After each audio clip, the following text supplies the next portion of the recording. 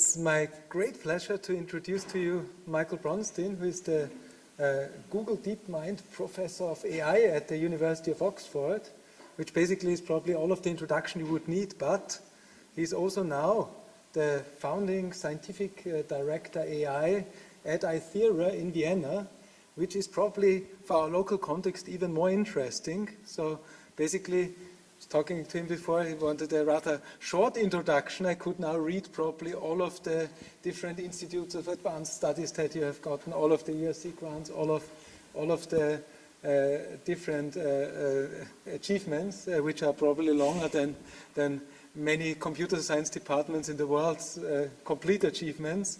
But let me add one thing, and that's related to what our rector in the morning said, who talked about connecting research, teaching, and innovation in industry. Michael is a serial entrepreneur, and not only is doing research at the very highest levels that you can reach in the world, but he's also able to translate this into practice. And that's something that we are happy that you're doing this in Oxford, but you're also very happy that you're doing this in Vienna as well. And with that, hopefully, I didn't overdo the request for a short introduction. We are extremely happy to have you here and are looking very much forward to your talk.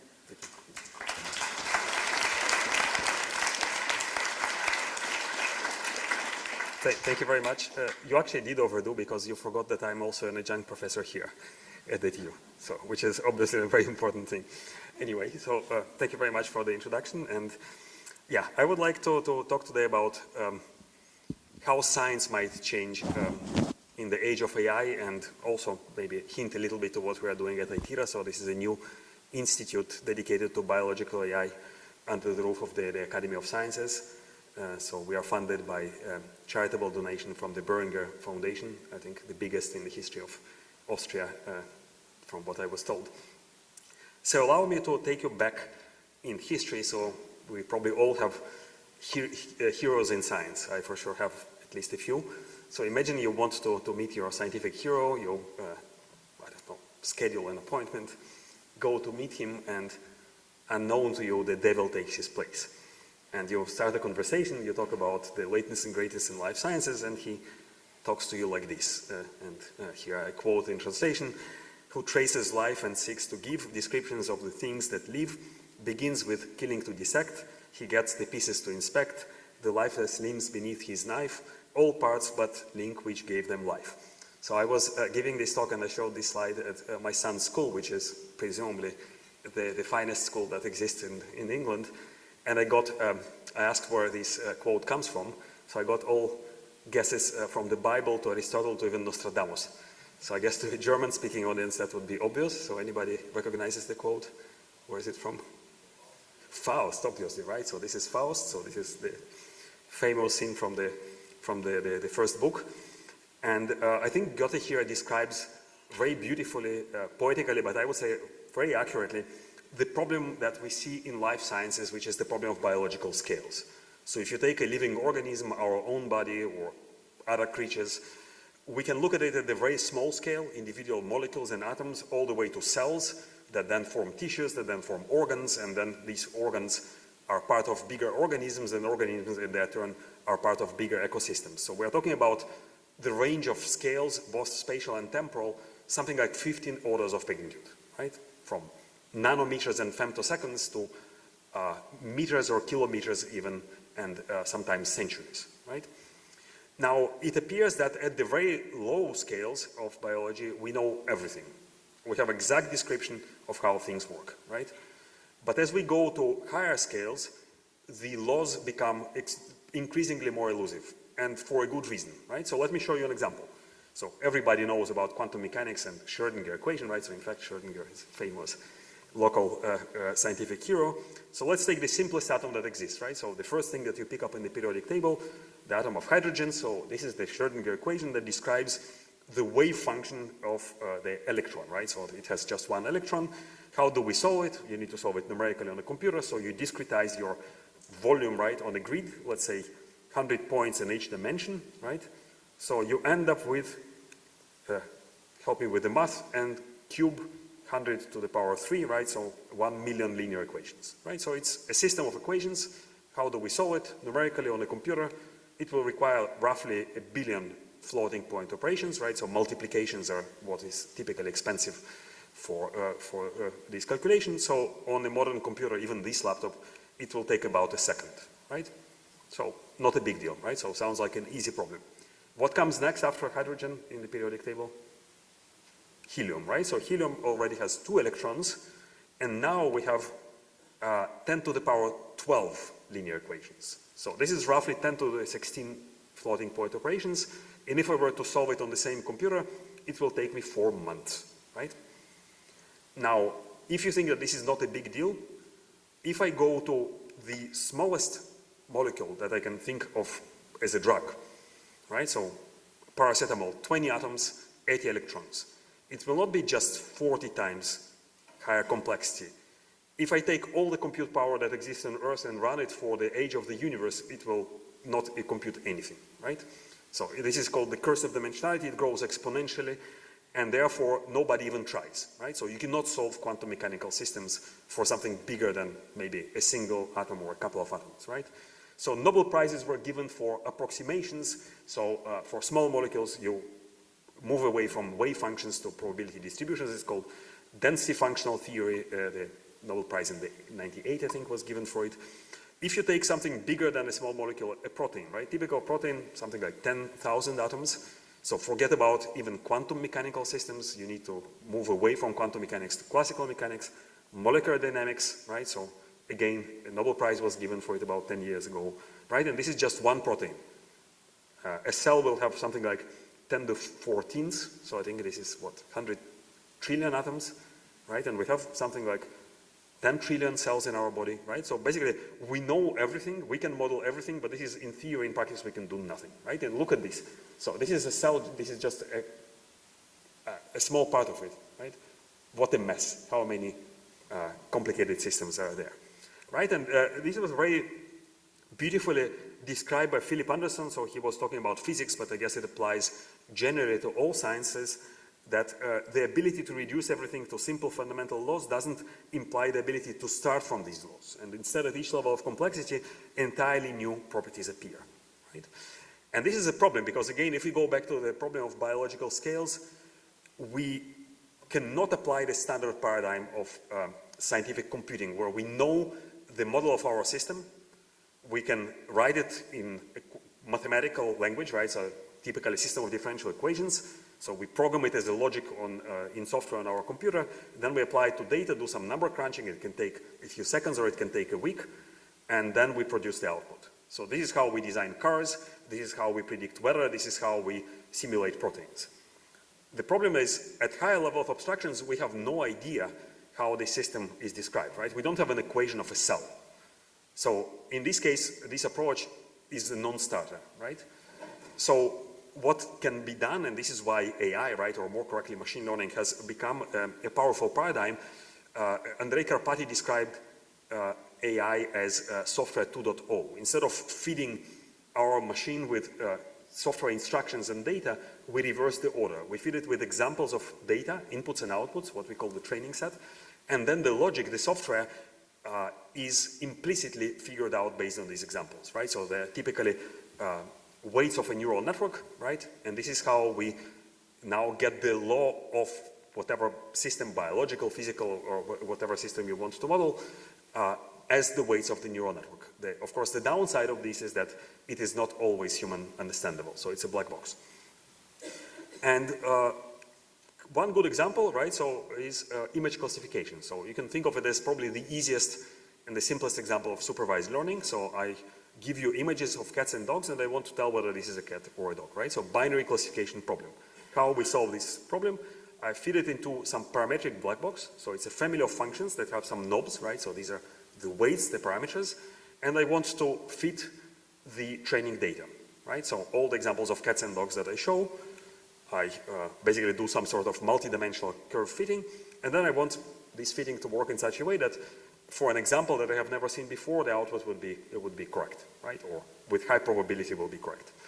Now, how the content of this black box might look like, so we know already from the 50s that these are artificial neural networks, right? So it's basically something that in a very mathematically abstracted way, tried to model how the brain learns. Of course, the brain works in a very different way, but at least the inspiration came from neuroscience, and Rosenblatt already designed these networks that he called perceptrons in the 50s, and we know about them that they're universal approximators. So roughly speaking, any continuous function can be approximated to any desired accuracy, right? So you can prove it mathematically. The problem with these kind of theorems is that they are mathematicians' results, right? So these are existence theorems. So I know that such network exists, but I have no idea how to find it, right? And if you start asking these kind of inconvenient questions that are not asked when you work in low dimensionality, right? So how many samples, how many training examples of cats and dogs do I need to show to a neural network where my data is not one-dimensional or two-dimensional, even not 1,000-dimensional? Images typically are million dimensionals, right? So a number of pixels in a picture that's produced by your iPhone is something like 20 million, right? So we run again into this problem of the curse of dimensionality, that the number of samples will grow exponentially in the dimensionality, and the number of cats and dogs that we will need to show not only will exceed the population of animals on Earth, but the number of particles in the universe will be small compared to this theoretical bound that you will need to produce. So the way to tame the curse of dimensionality actually came from neuroscientists. Again, it was an inspiration. So the study of the visual cortex by Hubel and Wiesel at Harvard in the 50s and 60s, where they discovered how the neurons of the visual cortex of the brain are connected, and this gave inspiration to equivalent designs of artificial neural networks. First the neocognitron of Fukushima, and then convolutional neural networks, famously by Yann LeCun. And the way that it works, basically if you look at the multi-layer perceptron there, every neuron is connected to every other neuron in the input, right? Which tells you that the number of parameters in this every layer of a neural network is quadratic in the number of dimensions, right? So a lot of parameters that you need to learn, it becomes a dimensionality curse problem. In convolutional neural networks, you apply two principles. So it's locality, so every neuron is connected only to its receptive field, so just a small number of input neurons, and the parameters are shared across the image. So the matrix of parameters now becomes of order of 1 rather than order of n squared. So the number of parameters is fixed. It's independent on the number of pixels in your image. And from the geometric perspective, it equips this new architecture with a property that is called shift or translation invariance. So, which is a very important property. I want to say that the image contains a cat no matter where the cat is located, right? So I want to basically rule out, to factor out this symmetry that doesn't contain informative information, right? The location of the cat. So it seems like a good idea, right? And these architectures were exploited by Yann LeCun already in the 90s for commercial applications like handwritten digit recognition. What did the computer vision community do overall? They tried to build an equation of a cat, right? So they tried to come up with very clever handcrafted descriptors that extract local information from the pixels of the image, and then aggregate this information together. So like we've heard from Svetlana in the previous talk, basically some kind of weighted histogram of different words, right? So instead of TF-IDF, so instead of human language words, these are some kind of vector quantized visual descriptors. And then you apply simple classifier. So papers were written about it, conferences were organized about it. One of the most popular descriptors was, and probably still is, one of the most cited papers, not only in computer vision, but in the entire field of computer science. It was all wiped out with the advent of deep learning. And this watershed moment happened in 2012. Basically, the availability of large training data and compute power, GPUs in particular, allowed finally to train sufficiently large neural networks on sufficiently large training data. So that was the ImageNet benchmark. So it was fine-grained computer vision recognition problem. So 1,000 classes, not only cats and dogs, but different breeds of cats, different breeds of dogs, different everyday objects from chairs to cucumbers. And basically, this method came out of nowhere and outperformed anything that was handcrafted and existed before. And it changed entirely the field of computer vision. Similar trends happened in natural language processing and in other fields of pattern recognition, and the rest is history. The Turing Award in 2018 was awarded to LeCun, Benjo, and Hinton for deep learning, and it was really a triumph that created multi-billion industries and technology that now we use every day, from Google to your smartphone. Now, is this some one-off example, or is it some kind of general principle? So if we go back to biological problems, one particular task that we often need to do, for example, when we develop new drugs, is what is called virtual drug screening. So I give you a molecule, right? So this is not a drug, it's a drug-like molecule. This is caffeine. So it acts like a drug. It binds to receptors of adenosine in our brain. And we want to design new drugs. Of course, the space of drugs is combinatorially large. So we want not to test everything in the lab. We want to computationally predict what might be a promising example, and only then go through first in vitro and then in vivo trials. So how even to approach this problem, right? So now my input looks like a graph, right? So this graph represents a molecule, the nodes are atoms, and the edges are chemical bonds.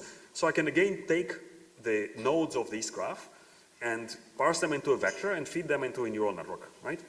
Sounds easy. What is the problem here? That we don't have a canonical ordering of the nodes. So I can reorder the atoms in the molecule in any way I want, right? So the molecule doesn't change as a result. It's just our convention. It's how we represent it on the computer. So we need a property that is called permutation invariance. We want to say that no matter how we order the atoms, the result, right, chemical or physical properties that we are trying to predict will be the same, right? So there is a special type of neural network architecture called graph neural networks that do exactly the same, and they also reproduce these kind of property, locality, and shared parameters. So they operate by what is called message passing. Basically, every atom receives information from its neighbors. I will not go into details, but there are some people at this university that are also world-leading experts on this topic.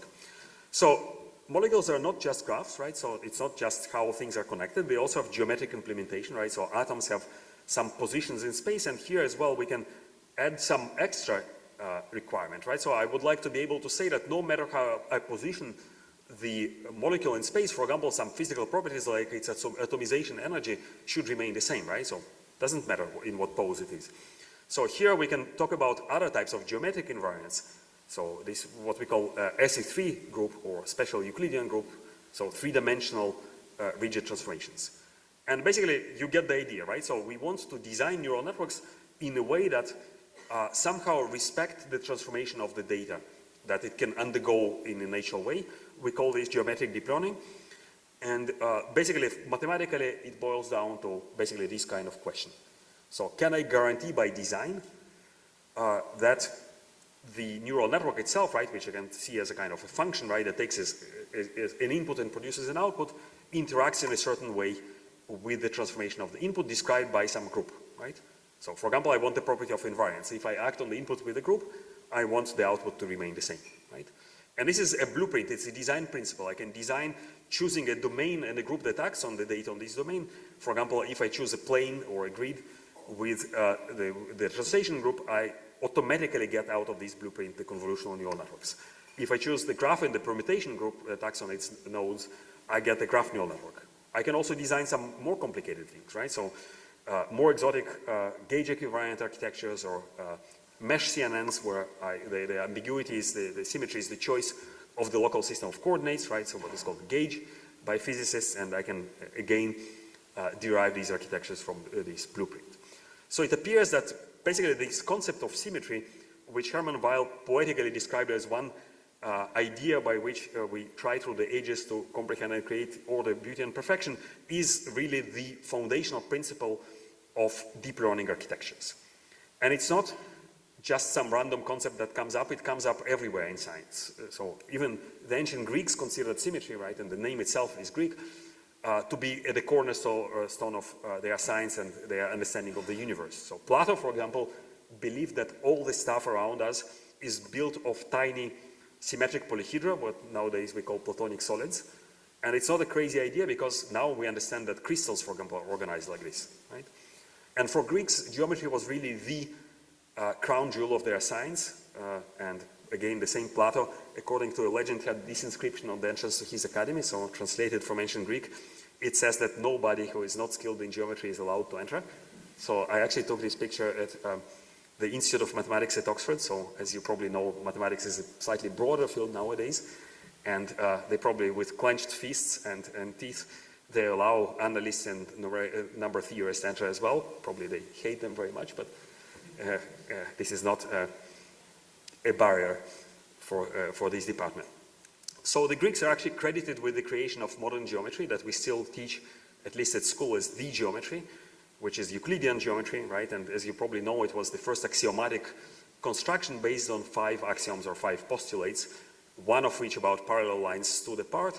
And it took centuries, if not millennia, to try to do something with it, prove or disprove it, until the realization came in the 19th century that actually these postulates stands apart and you can remove it safely and construct self-consistent notions of geometry. And it created a kind of havoc in that field of mathematics. Nobody really understood what is geometry, how to define a geometry, and how different geometries are related to each other. It required a paradigm shift. And the paradigm shift came from a young guy called Felix Klein. He was only 23 years old when he got a chair at the University of Erlangen as a professor of mathematics. And as it was customary in Germany and still customary, I think, in German-speaking countries, he was asked to deliver an inaugural talk which entered the history of mathematics as the Erlangen program. So he actually never delivered this talk, so Wikipedia lies in this regard. So he did talk, but it was about mathematical education. But what was preserved by history is a booklet that he printed, where he described his new approach to the definition and study of geometry, and the definition was based on this shiny new mathematical tool called group theory. So you take a space with some transformations that act on shapes in this space, and you study how different properties such as length, volume, angle, and so on are affected by these transformations. And for example, he showed that classical Euclidean geometry could be derived from the group of rigid motions, rotations, reflections, and translations, but you can take bigger groups such as projective group, for example, and basically with this approach he was able to unite also the different non-Euclidean models such as what Riemann introduced, or hyperbolic geometries, and so on. So it was really a revolution in geometry. It was a big impact culturally in mathematics. Basically modern description of mathematics, category theory, is a direct descendant of the Erlangen program. But probably even bigger impact was in physics, where in the beginning of the 20th century came the realization that the very laws of the universe could be derived mathematically from these first principles of symmetries. And probably the most famous result are due to Emmy Noether, who proved that in physical systems, or some types of physical systems, you can derive conservation laws from considerations of symmetry. Like conservation of energy, for example, which used to be an empirical fact, could be derived from the symmetry of time. And this, under certain evolution, Weil himself contributed to it, introducing what he called gauge symmetry, became basically the blueprint for unification of different branches of physics, in particular different types of interactions, different types of forces, culminating in what nowadays we call the standard model. So I quoted Anderson, and I will quote him again. He was saying, I think laconically, that it is only slightly overstating to say that physics is the study of symmetry. So all modern physics, at least that we understand, can be derived entirely from these first principles. Now, same way as physics is underpinned by symmetry, and this is, let's say, my non-physicist picture of what modern physics is about, right? So physicists like to talk about external symmetries of the space-time, right? What is called the Poincaré group that gives rise to the Minkowski geometry of space-time, and the internal symmetries of different quantum fields that give rise to different fundamental forces or interactions between particles. Same way in our TOE example, we can talk about the symmetry that is related to the domain, right? Like the ordering of the nodes of a molecular graph, as well as the symmetry of the data, right? Or the features that live on the nodes of this graph. In this case, it was the geometric transformations of the coordinates of this molecule. And basically, our blueprint that I mentioned in the beginning, geometric deep learning, allows us to design new architectures that will respect these symmetries, and the most prominent application of this idea was in DeepMind's AlphaFold 2. And if you are not familiar with AlphaFold, probably everybody is familiar. I just want to remind you what it was about. So it was about predicting the structure of proteins. Now, why at all would you care about proteins, right? So what is so special about proteins? So proteins are often called the molecules of life, and it's not an exaggeration, it's not a figure of speech.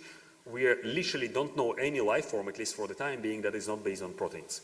Anything from the most primitive organisms to ourselves is based on proteins, and in our body, proteins are responsible for more or less anything that is of importance, from the fact that you're sitting here and not dying of some strange disease, we have antibodies, right, that recognize pathogens and activate the immune system that defends us against it. Antibodies are special types of proteins. The fact that we can breathe and not die of suffocation because oxygen is bound to hemoglobin, a special type of protein that then transports it to our cells. All stuff that goes through the cellular membranes, right, otherwise the cells would not function, is special protein complexes. All the signaling, hormones, like insulin, it's also a protein. Any catalytic reaction that happens in our body, again, enzymes, special types of proteins, so I can go on and on, right? Now, what are proteins? So they're biopolymers, so it's like a long chain that, under the influence of electrostatic forces, folds into a complicated shape, right? So it's a chain of basic building blocks called amino acids. So I remember many years ago, my son, when he was probably 5 or 6 years old, asked me about what I was working on. So I took his, this snake toy, the one-dimensional thing that you can fold into different configurations. So that's roughly what a protein is. Now, this 3D structure gives it a certain function. So same way as a lock will be opened by one particular key that has a certain configuration of knobs and holes, same way a protein will have some kind of bends and protrusions on its molecular surface that will bind one particular molecule, so it will recognize its partner in crime, right, so to say, so some kind of molecule that it needs to bind to activate and make some chemical reaction happen. And it was postulated already in the 70s by Anfinsen, Nobel laureate in chemistry, that the structure, the three-dimensional configuration of the protein is totally determined by the sequence of amino acids, under some assumptions. So it was given the name of Anfinsen dogma, and there was a competition similar to the ImageNet competition in computer vision running from the mid-90s called CASP, Critical Assessment of Structure Prediction, that tried to predict the structure of proteins that were previously unknown to science from the sequence of amino acids. So every 2 years, structural biologists from all the world gathered together and competed whose latest and greatest handcrafted algorithm works the best. And in 2018 happened the ImageNet moment of structural biology, a new group that nobody has ever heard before, never worked on structural biology, some company called DeepMind, who has ever heard of them, outperformed by far anybody else in this field. And again, the rest, I would probably say it's history, but I would say that history is being written as we are talking. So last year's Nobel Prize in chemistry was given to Demis Hassabis and John Jumper for the development of AlphaFold. And at least from our perspective, we see it as a triumph of these geometric approaches in machine learning. Now, if we want to draw some lessons, right, from this success, it is a big success, right? So it's probably the first time that the Nobel Prize is given for development or a discovery in real science that is done with the help of AI or machine learning algorithm. And I'm pretty sure we'll see more of this in the future. But it would be interesting to try to draw some general conclusions from this success, right? And if we look at different breakthroughs that happened in the field of AI, we can ask the question, what is more important, data or algorithm? And there is this claim, right, it might be a little bit maximalistic claim, that in machine learning, data trumps algorithms. And it's actually very convenient to look at the ImageNet breakthrough that happened in 2012 and the AlphaFold 2, which was published also in 2022. So it's exactly 1 decade separating these two achievements. So if we look at the different successes like ImageNet or playing intelligent games or winning a Go champion, again, all these breakthroughs are done by DeepMind, we always notice this pattern that the time that it took from the introduction of the data set on which an algorithm was trained to the introduction of the algorithm itself was significantly shorter, right? So in case of ImageNet, ImageNet was introduced in 2010 and the breakthrough happened in 2012, right? So roughly 2 years. The algorithm itself, convolutional neural networks, are from the late 80s, right? So you can, of course, take it with a grain of salt and argue maybe there are some improvements, but roughly this is the trend. It is interesting that in the case of AlphaFold, the trend is reversed. So the data set on which it was trained, protein database, so the structural data set of proteins, goes back to the 70s. Of course, you can argue that the bulk of it was created more recently, but on the other hand, the algorithms themselves, basically there are two important things on which AlphaFold is based algorithmically, is transformers, which are from the famous 2017 paper by Google Brain, and equivariant architectures that again have maybe longer history, but I think the mainstream started around 2018, 2019, right? So the algorithmic breakthrough was much more recent. So we need to really understand what is going on here, whether we are missing something. And I think the missing part is the data, right? So by comparison to any serious breakthrough or progress that has happened in the field of machine learning, AlphaFold is a drop in the ocean, right? So AlphaFold was trained on 140,000 protein structures that were available at the time in PDB, in protein database. So just 10 years before that, the ImageNet dataset already contained 1 order of magnitude more data points.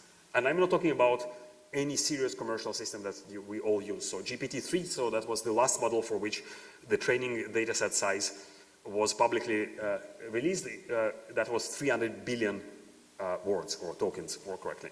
GPT-4, I think it was rumored about 10 trillion, right? So we're talking about totally, vastly bigger data sets, right? And therefore, there is something special about this problem that allows this success, right? So basically, the question is, what does it take for an ML approach to be successful in a particular problem? I should say here probably a life science or biological problem, but probably this lesson is more general. So short answer, I have no idea, right? So I wish I knew the idea, otherwise I would be working on the next Nobel Prize. But I think we can make some educated guesses, right? And I think some of them are obvious and some others are probably disputable, right? And we can try to make basically some predictions based on this. So, and let me first mention the two non-controversial ones, right? So the first is large and diverse data set and clear performance criterion, right? So I think this is not controversial. The other two, I call it the generate solution space and internal structure in the problem, okay?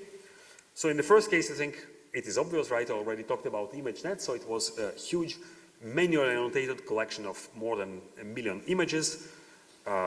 It took months using Amazon Mechanical Turk to annotate at that time, and the performance of algorithms was evaluated using clearly defined criteria, average test accuracy, right? So everybody agreed that this is an important problem and a way or a reasonable way to evaluate the performance, right? And then of course you can delve into more details about whether this is good or not.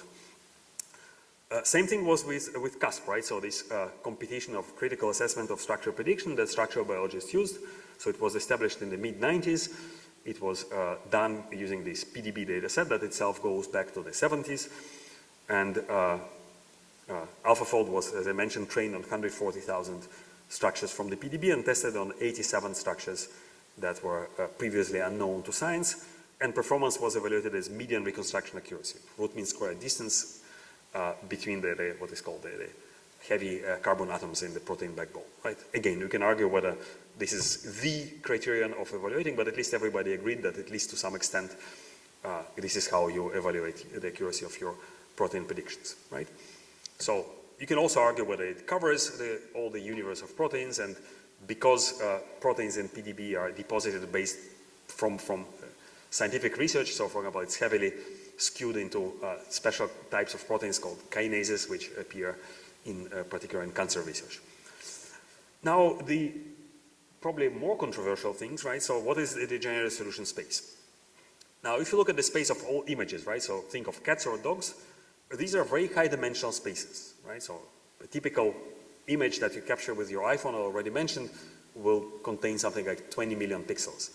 But if we look at the space, right, if we're able to visualize this 20 million dimensional space, we'll see that the images of cats do not occupy it uniformly. They tend to somehow cluster along low dimensional structures. Again, low dimensional could be hundreds of dimensions, but it's tiny dimension compared to these millions, right? So this is called manifold hypothesis. The idea that mathematically, at least in some abstracted way, you can think of your data coming from samples of some manifold, right? So a differential geometric object. Why this is the case? So there are many theories. So one of them, for example, is related to the fact that we can take an image and construct it as copies of itself, right? So I can take a cat and, for example, take an ear from the cat and copy it to another location with some geometric transformation. So images tend to have this kind of multi-resolution, almost fractal nature. In the 90s, there were even compression algorithms that try to compress images as some kind of iterated contraction transforms that then using the Banach fixed point theorem allow to recover the image, basically based on this sort of compositionality. So the same thing happens with proteins. So the number of proteins that exist in nature, people that work in this field, if they want to impress somebody, right? So you go on a date with your future girlfriend, so you say, I'm working on this huge space of proteins, which theoretically is 10 to the power of 300, right? So does it sound impressive? I think it's very impressive, because the number of atoms in the universe is only 10 to the power 80, right? So are you intimidated by this number? So if you take all the organisms on Earth, so it's not the different types of organisms, but if you take all the dogs, all the worms, all the bacteria, all the viruses, it's only 10 to the power 30, right? Even the national debt of the United States is only 10 to the power 13, right? And this is probably the largest number that we know from the news. So it's really a humongous number, unimaginably astronomically large, right? So you will even get tired writing all the zeros. And yet we don't see all these proteins in nature, right? So in nature we see that nature is lazy. So it takes something that works and then just adapts it a little bit with some variations. And there are many examples that this is the case. So this is one good example that I like, which is called the Tim-Barrel fold. So it's very ancient protein structure. It existed already when our ancestors were probably single cellular organisms, more than 3 billion years ago, when life on Earth only started. So this is called the universal common ancestor. And basically it consists of these simple structures called alpha beta subunits, and they're replicated and copied and pasted together. And we know that these structures are reused across about 10% of all enzymes, across different biological functions and across different organisms. So all sorts of chemical reactions in all sorts of things, ranging from tomatoes to our own body, right? And this is to say that proteins are not just combinatorially random things. They're a result of evolution. So random things just don't work, so they don't stay, they don't stick around. So all these random mutations will just die out and will not happen, we'll not see them. So the last thing that I mentioned was the internal structure, and this is what literally allows models such as ChatGPT to work, right? So if you look at these two sentences, can you fill in the blanks? So our children, I don't know how is it in Austria, but at least my son was doing it at school when he was already probably 4 or 5, right? So fill in the blanks. So what is the missing word here? What do you think? Any guesses? So it's the same word in both sentences. Bank, right? So bank has two meanings, geographical meaning, right? So it's side of the river, and also a financial institution. How do we know that it should be this word? It comes from the context, right? So in the first case, we are talking about something that is related to rivers, and here something related to the financial institutions. And we can do it because of what is called distributional hypothesis, that words that occur in the same context tend to have similar meanings. So I described here how a model like GPT is trained, right? So now take trillions of these examples. So I remove a word from a sentence and I try to predict the word that was masked out. And by doing this, I need to learn both the grammar of the language and the semantics. So I need to put in something that makes sense grammatically, but also makes sense semantically. So in case of proteins, this is achieved by multiple sequence alignment. That was another pillar on which the Nobel Prize of Hassabis and Jumper, that AlphaFold, hinges. So the idea that across different organisms, different functions that are related to different structures are preserved, right? So you can trace some kind of almost unchanged parts in the protein sequence, and if you align these proteins, you can get some idea about, basically about the structure and the function.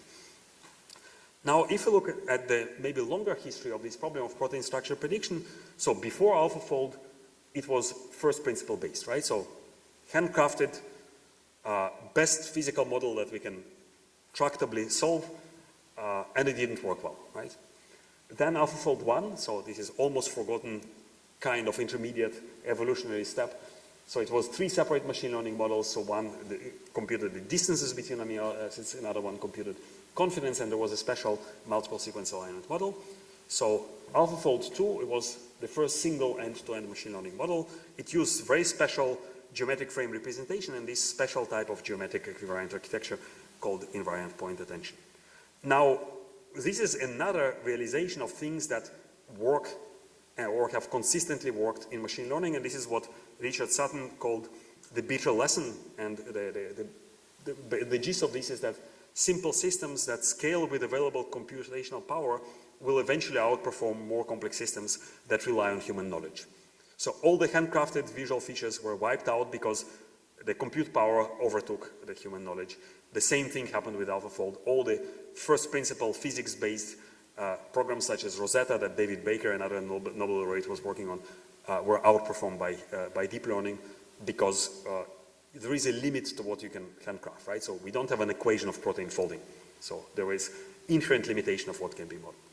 And this was the driving force of the AI revolution, right? And you can see this tiny guy that always wears a leather jacket, CEO of NVIDIA, so for the first time a $5 trillion company. So basically all the business of NVIDIA relies on the scaling laws, right? And he talks about 3 different ways of scaling AI models. So this also happened to AlphaFold. So AlphaFold 3 that was released subsequently, it is a generative diffusion transformer. It makes extensive use of data augmentation. It completely ditched all the geometric architecture. So all the equivariance is gone. So it's just a pure brute force transformer. And they were actually not the first ones. So the first one was my own PhD student that how do you start your PhD? You write a paper that tells that everything that your advisor was doing in the last years is nonsense. So this is exactly what he did. So it was a collaboration with Apple. And basically they showed that you can achieve state-of-the-art results in molecular conformer structure prediction. So it's a smaller problem with small molecules without any equivariance. So is it the end of these geometric architectures, right? So it was a battle horse of this field and achieved remarkable results, right? So including being a pillar of the Nobel Prize. Do we need to move beyond it and basically now this all shiny and castle on the hill that is mathematically beautiful of equivariance is replaced by brute force data augmentation and compute. So I think that the answer to this is more nuanced. So one thing that is often overlooked when you talk about the progress of AI and the development of machine learning algorithms is the hardware. And the hardware is not only a limiting factor, but it's a force that's hidden somewhere underneath all these latest and greatest AI algorithms that shapes it in a way that was given by Google people the name of hardware lottery. And the idea of hardware lottery is that research ideas win not because they're suited, that are superior than alternative directions, but because they're suited better to the available hardware, right? So if I'm allowed to use this equestrian analogy, basically we have this kind of, imagine the AI cart loaded with trillions of dollars, and there are 3 horses that drive it at crazy speed. So it's compute, data, and models. And they're running in this narrow valley that is called hardware lottery, right? I cannot move left or right because anything that is not efficiently implementable on a GPU is doomed from the very beginning. Now, it is interesting that we live already in a situation where there are so many machine learning models that many of them are already given in the public domain that the models themselves become a new data modality. So this is a picture from Hugging Face. There are now, I think, more than 1 million checkpoints of different LLMs. So now the neural networks themselves become a new data modality. So you can train neural networks that learn on other neural networks, right? And this is, in my view, how we can still give the new life to the geometric deep learning story and to equivariance. So this picture that I showed you from the very beginning is just half of the story, right? Why? Because neural networks are not just functions of input X that produce an output Y. They also have parameters, right? So the weights, these sometimes billions of weights or even trillions of weights that the neural networks have, right? So the correct answer here should be we are interested in how these functions interact with transformations of the input and the weights, right? And when we talk about the weights, so these are the commercial models, right? So they have trillions of parameters, right? So this space is huge and it has very complicated structure, both discrete symmetries and continuous symmetries, right? So let me give you one example. I don't have time to dive into it deeper, but I think potentially it changes completely the way that we train neural networks, right? So let's take LLMs, right? So what is inside an LLM? Multiple layers of transformers. So we have the weights in this transformer. This could be a matrix of size of hundreds of thousands by hundreds of thousands, or even millions by millions, right? So there is no way that, unless you're Google or OpenAI, that you can train from scratch a neural network like this, right? So we are talking about trillions of parameters. So what do people do? They say, okay, somebody spent millions of dollars, if not hundreds of millions, to train this network. So we freeze its weights and we try to modify them with what is called low rank adapters. So it's this product of thin matrices that have only a linear number of parameters rather than quadratic, right? So we freeze this matrix and we try to optimize this. It is cheaper, it's still a hard problem, right? So to backpropagate through this big thing with a lot of parameters. Now, what you notice here is that I can transform each of these factors by any arbitrary matrix as long as it is invertible, right? So I can multiply U by a matrix R and V by a matrix R inverse, right? And they cancel out, so functionally it's the same, right? So the space, right, if I want to work in the space of LoRa's, right, these low rank adapters, I need to account for their symmetry, right? So in this case, the symmetry is what is called general linear group of dimension R, which here can be tens, if not hundreds. And basically I can design a new architecture that takes LoRa's as input, right? So I tell you that this is my base model, I don't know, GPT or Llama or whatever you want. I train a special smaller neural network that takes the LoRa adapters in this representation and produces, for example, what would likely be the performance of this model on some test data set, right? So I don't touch anymore the original model. I work only with this surrogate that is much cheaper, much simpler, and I can fine-tune networks up to 1 million times faster. So you can already imagine commercial applications. So we always talk about fine-tuning a neural network, right? So an LLM. So here potentially we can fine-tune it for individual user or maybe even individual session. So I think it's interesting, and this direction, right, of learning in weight spaces probably is going to become an interesting topic in machine learning in general. But I know that I'm almost at time, so let me go back to proteins and maybe try to draw another maybe higher level philosophical lesson, and probably it will also connect to the discussion that we will have later about the future of AI in science, right? So with all this Nobel Prize, right, and all these great achievement, there is some kind of, at least to me, bitter taste, right? So is it really, does it solve the problem, right? So it makes good predictions, right? AlphaFold can predict structures that can be verified experimentally, they are very accurate, but did we learn anything? Did we get a theory of protein folding, right? Does it learn some new physical laws that describe how proteins fold? So the answer is no, right? Even though people at DeepMind will argue that to some extent it does, right? So I think there are examples both ways, but I think it's a wrong question. I think the question should be, do we need to learn the laws of protein folding? And this brings me maybe to a little bit high-level philosophical discussion. So it was first coined by Chris Anderson. So he was the editor of the Wired magazine about already more than 15 years ago. He coined this idea of post-theory science. And I think it was best described in this article that was published in The Guardian. And it is saying here, I quote, that somewhere between Isaac Newton and Mark Zuckerberg, theory took a backseat. So much data had accumulated, and computers are already so much better than us at finding relationships within it. Soon the old scientific method of hypothesize, predict, and test would be relegated to the dustbin of history. Now, it brings Newton, and it's not in vain, Newton is probably the most prominent scientist from the other places, we call it at Oxford, that basically exemplified the pattern of scientific discovery that persisted for more than 4 centuries. So, as you probably know, according to the legend, an apple fell on his head that made him postulate some idea about the law of gravitation that then he used to make calculations with pen and paper, and then using a telescope of his own invention to observe the motions of planetary bodies and confirm experimentally that his theory was correct. So a lot of things has changed, right? In the past 400 years, we have technology, right? So we can now observe gravitational waves, right? So Newton would probably say that what the technology that we have now is a miracle, right? So it's unimaginable in his time.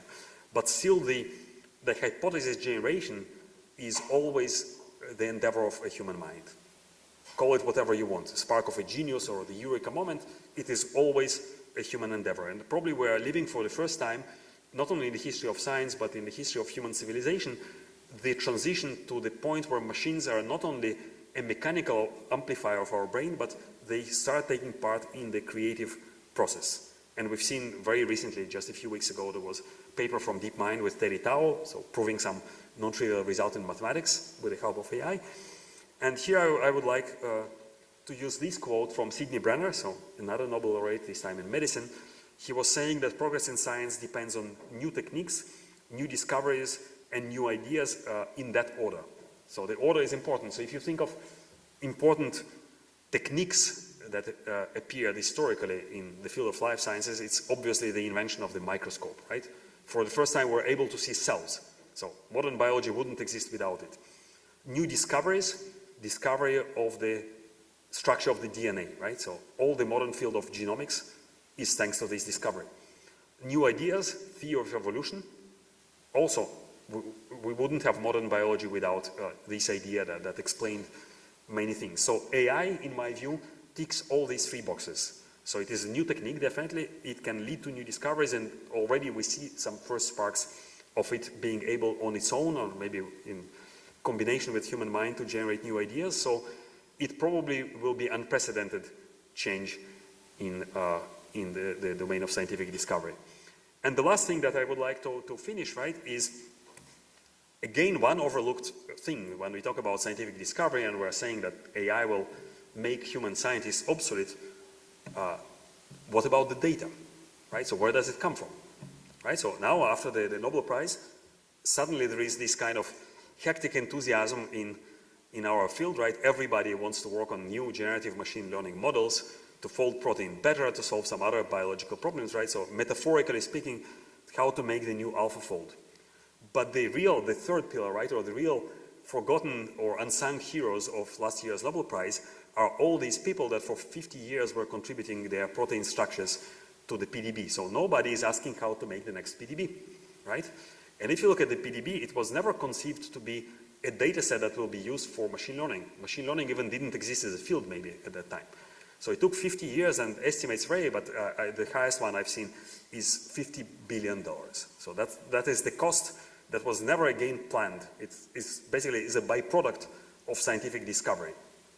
We don't want data to be byproduct of scientific discovery. And again, with this equestrian analogy, we think of data as some kind of primus inter pares, right? So one of the important pillars of that drives this AI cart. But in reality, in life science, it looks more like this.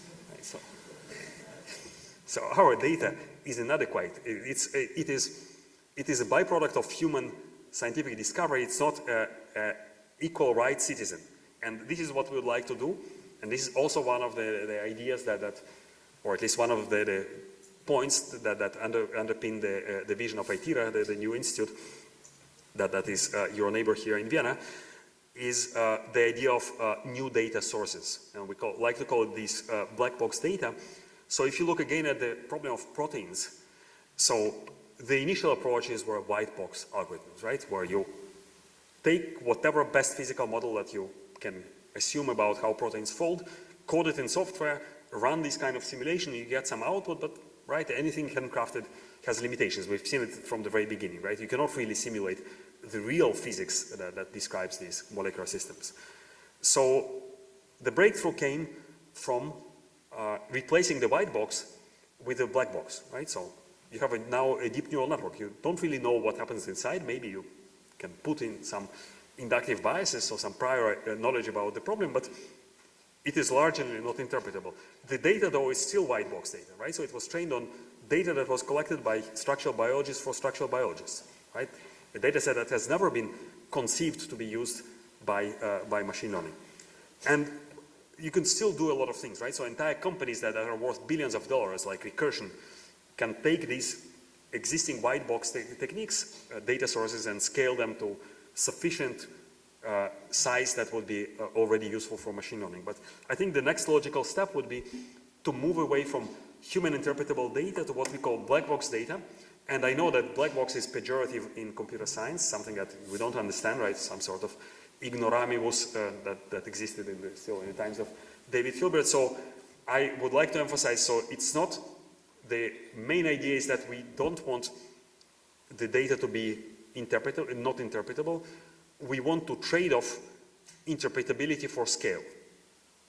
So we want to forego this requirement that we can look at the data and see something in this data for the ability to reduce the cost of the data production by probably up to 6 orders of magnitude. This is what allows us to build a new PDB, right, again, metaphorically speaking, without incurring the cost of 50 years and $50 billion, right? And machine learning is really very different here from the human mind, because we like to work with high quality data that is small, right? So we cannot work with very large amounts of data. Machine learning, on the other hand, if there is a signal that can be amplified, can pick it up from noisy data. And again, this was proven by many times by many different examples.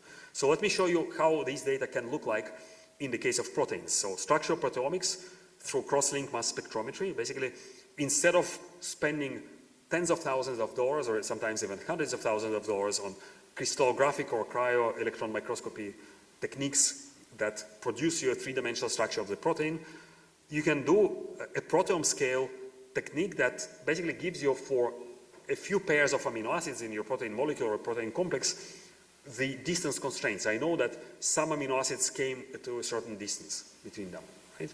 So basically there are small links that bind these things together. I might have between, I don't know, 5 and 15 of these per every protein complex, but it's very cheap. It costs literally a few dollars. So roughly cost of an espresso. So it's up to 6 orders of magnitude cheaper than cryo-EM. And this constrains dramatically the search space. So anything from molecule generation to molecular docking suddenly becomes an easy and tractable problem. And here we have an example. So this technology is used by a company I'm advising called AI. So basically, the business of this company is in design what is called molecular glues. So most of the drugs that we use nowadays are based on the principle of loss of function. So you stick something into a protein, and then the protein loses its normal natural function. So molecular glues make things interact that naturally do not interact. So it brings two proteins together. And for example, you can degrade your target instead of disabling it inside the cell. And we show that with these special type of molecular restraints, we can solve significantly better more or less any problem in design, in alignment of molecules and so on. And I should say that this is not a new idea, right? So two examples that we can find historically. One of them is compressed sensing. So this is probably the purest example, mathematical example of black box data, where your data literally looks like noise, and you have carefully designed reconstruction algorithms from this noise. And another one that was also famously probably the biggest breakthrough that happened in life sciences in the last decades is the Human Genome Project. And this was shotgun sequencing, so technology famously developed by Craig Venter that made this sequencing of human genome a technologically feasible problem. So I would like to end here. So I started with a quote from Goethe, and you probably know him as a poet, but he was also a scientist. So he trained with one of the last alchemists, with Jacob Spielmann, who worked at Strasbourg, and alchemists had this kind of annoying attitude that anything that they couldn't understand, they attributed to some semi-magical forces. So according to Spielmann and his followers, there was some kind of semi-magical force called the Encheresis Naturae, the hand of nature, that took inanimate matter and made it into living things. And Goethe was apparently very unhappy with this explanation, so he put this term in the mocking mouth of Mephistopheles. Encheresis Naturae is the chemical name by which dancers themselves unwittingly shame. So, and I think there is this risk of over-relying on the AIs as some kind of magic force. You can call it the Encheresis machine, the hand of the machine that will magically solve our problems in life sciences. So I think this will not happen. Not every problem is necessarily amenable to machine learning, so we need to find the right problems, we need to find the right algorithms, we need to find the right data or develop new data sources, and that's what we are trying to do. So we'd like to co-develop experimental techniques and computational techniques that will try to make the next breakthrough in this field. So I will stop here. Thank you very much.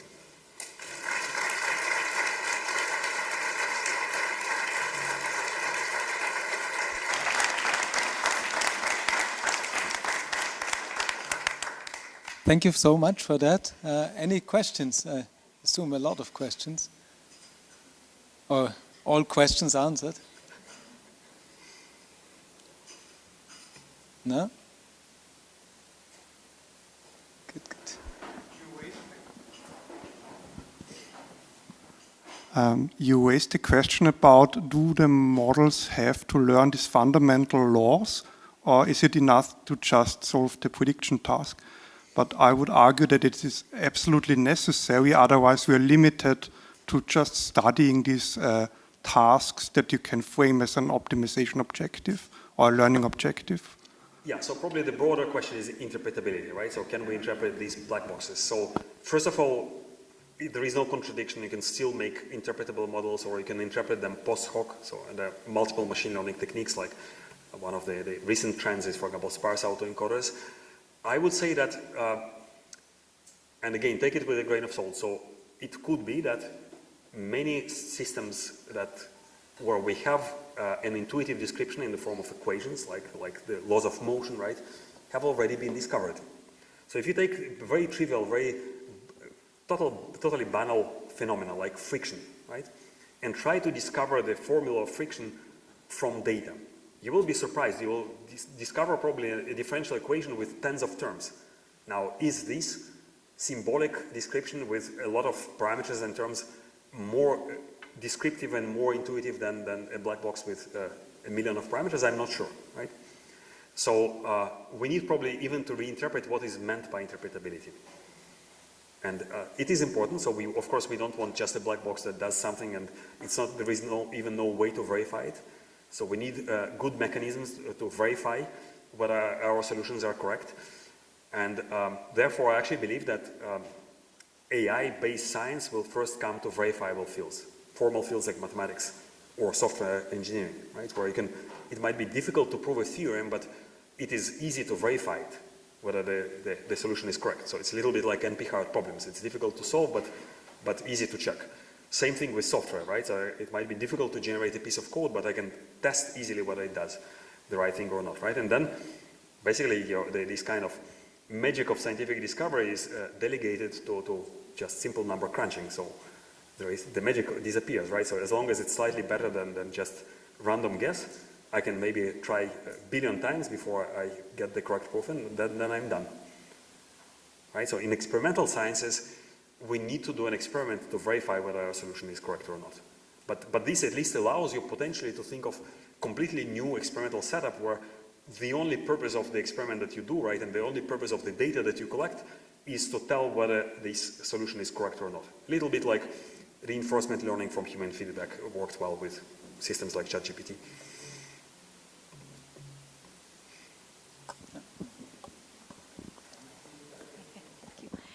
Thank you for the inspirational talk, really eye-opener, thank you. So computation, data, and models, the three pillars that you showed, really nice metaphor. While I was looking at that, I was remembering that in medicine and biology, we have decades, hundreds of years worth of knowledge captured in vocabularies, taxonomies of drugs, medications, and so on. Where do they feature in these pillars? Are they part of data for you? Do we still need them? How could we make the best use out of them? So it's probably part of the data, right? So maybe data that is organized systematically into what you can call knowledge, right? Part of it is noisy, part of it is unreliable. So probably machine learning is the right tool to filter out the noise out of these historical collections of data. So there are companies that, for example, like Future House in San Francisco, so it's funded by Eric Schmidt. It's actually an interesting creature because it's a non-profit scientific startup. So they try to do automated scientific discovery with LLMs in the field of life sciences. So they do exactly this. So you train an LLM that contains all the knowledge about this field, and you try to basically try to connect the dots in this knowledge space, right?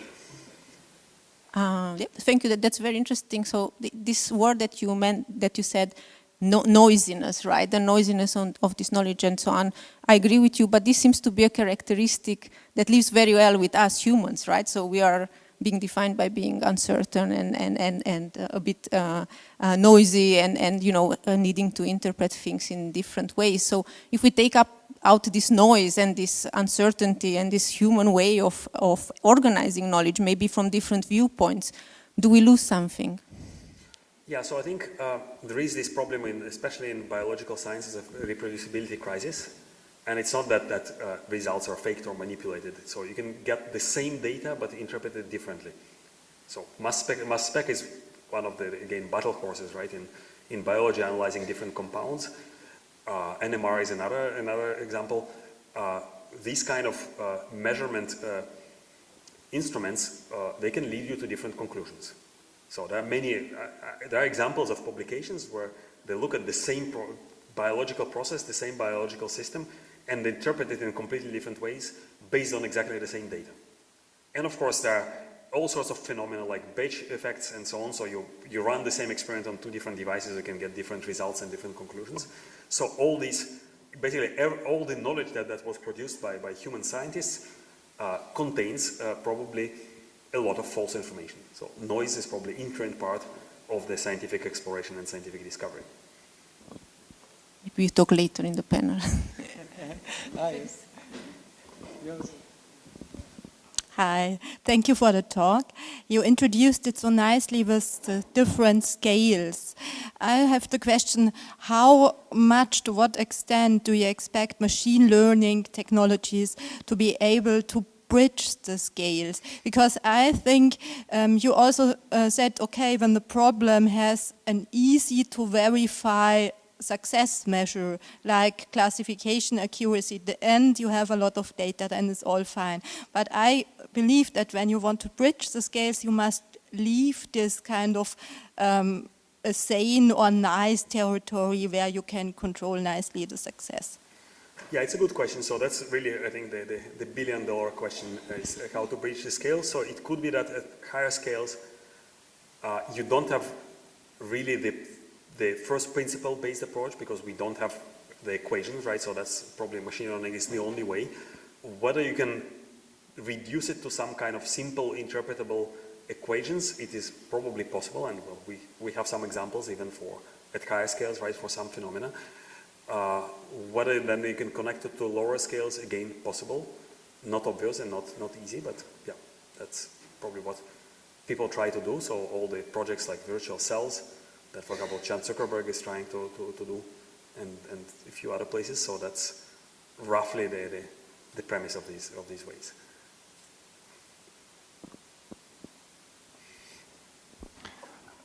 Thank you very much for the amazing talk.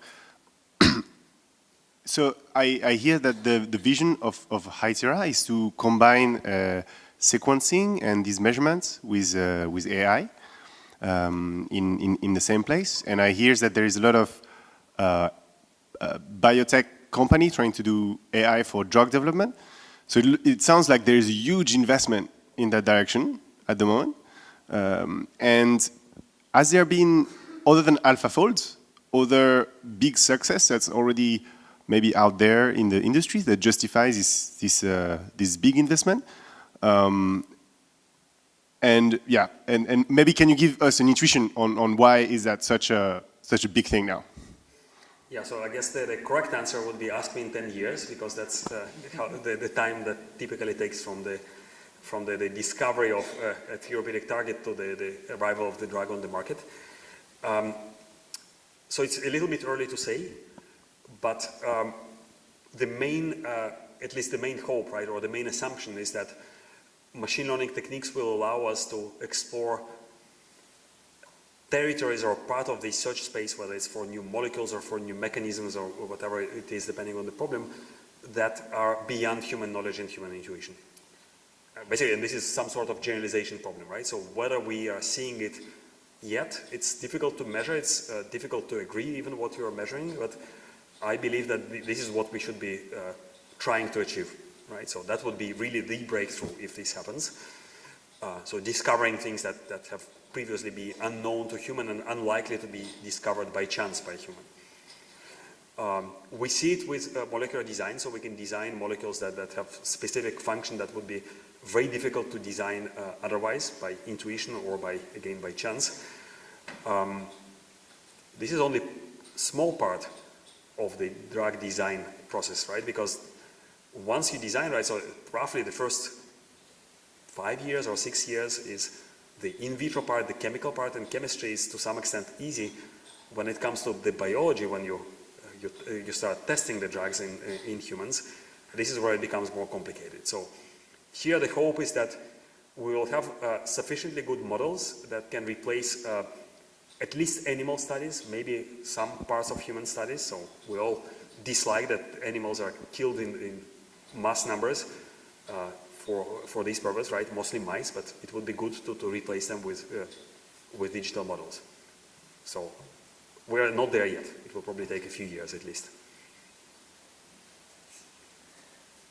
Any last questions before we go into the final coffee break of the day, where you have again a chance to ask questions to Michael and more?